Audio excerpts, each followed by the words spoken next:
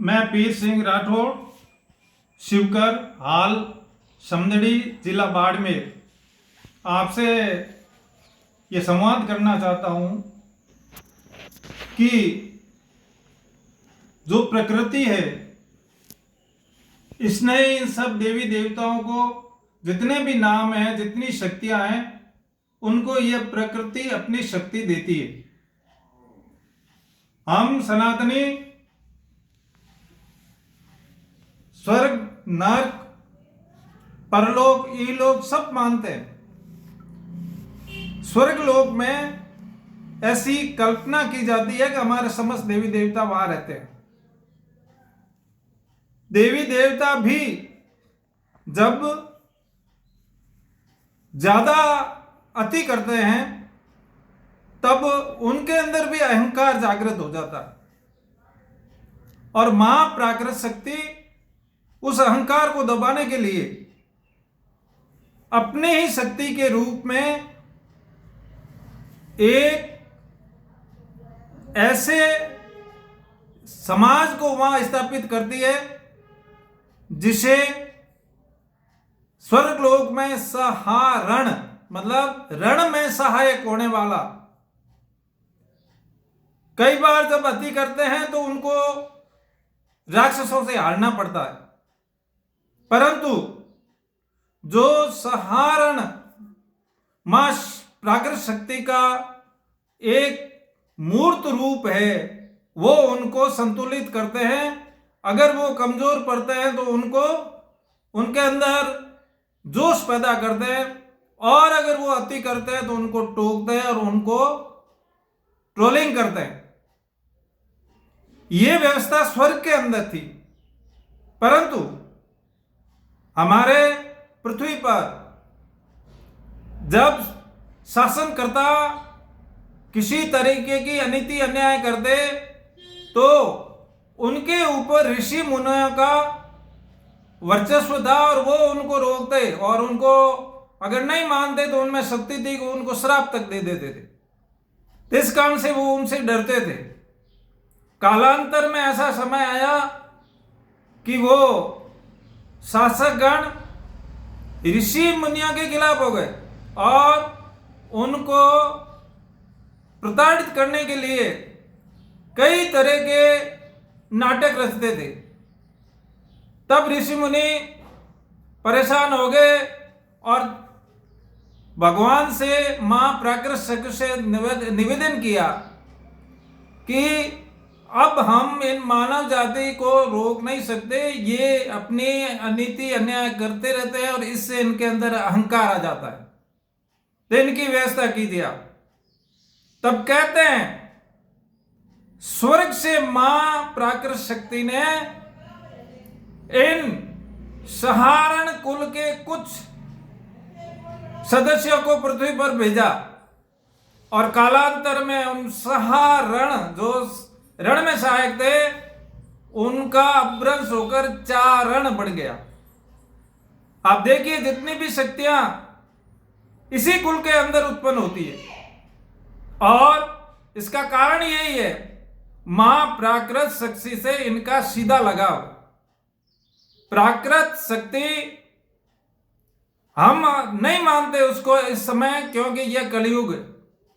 प्राकृत शक्ति का मतलब है जितनी भी ब्रह्मांड के अंदर जो चीज प्रकृति ने बनाई है वो सब सनातन का, मतलब पुराना से पुराना धर्म, वो सब सनातन धर्मियों को मानना पड़ता था और उनकी पूजा करते थे। चाहे पेड़ हो, चाहे पहाड़ हो, चाहे पशु हो, चाहे पक्षी हो।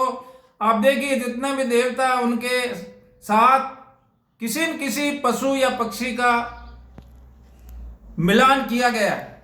इसका कारण क्या है? कारण यही है प्रकृति ने हमेशा जो शक्ति पैदा की है वो इनके देवी देवताओं को प्रदान की है। आप देखिए आज भी हमारे पूर्वजों की कई बात कही जाती है 33 करोड़ देवता। ये 33 करोड़ क्या है? 33 करोड़ वो ही प्रकृति के अवयव है, वो इस प्रकृति की बनाई गई वस्तुएं हैं या जीव है।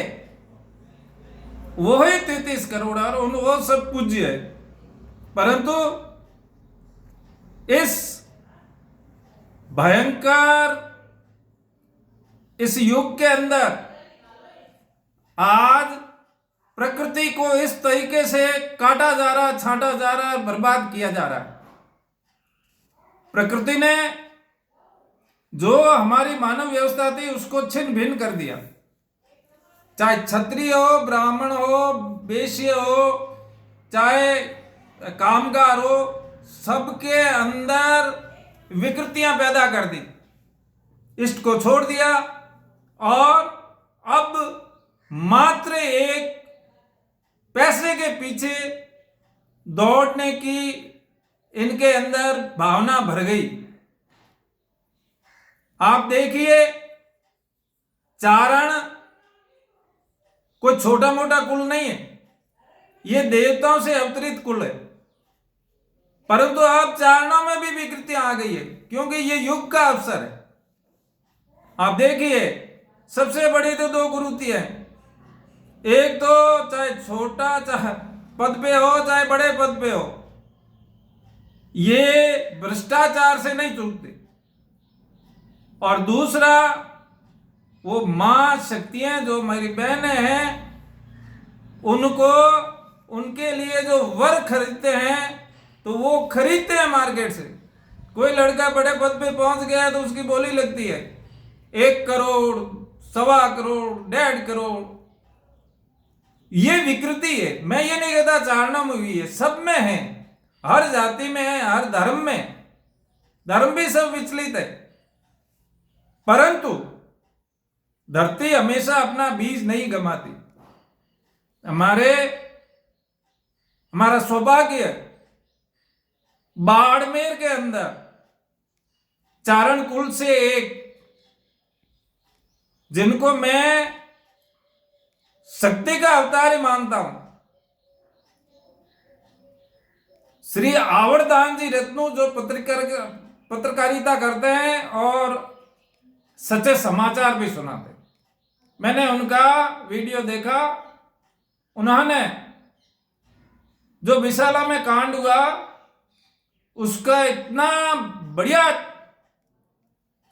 सच्चरित्र रूप में वर्णन किया है और बिल्कुल बेबाकी से। हालांकि स्वरूप सिंह खारा उनके परम मित्र है और उनके साथ रहे हुए हैं और उन्होंने उनके कई काम भी निकाले, लेकिन उन्होंने एक एक बात को सत्यता के आधार पर हमारे सामने रखा। यही चारण या सहारण कुल का कर्तव्य है। वो समाज के किसी भी वर्ग के व्यक्ति हो, उनको अपनी पटरी पर लाने के लिए उन्हें बिल्कुल सच्ची और कड़वी बात कहे। राजा महाराजा के यही था, वो खाली गुणगान नहीं करते थे।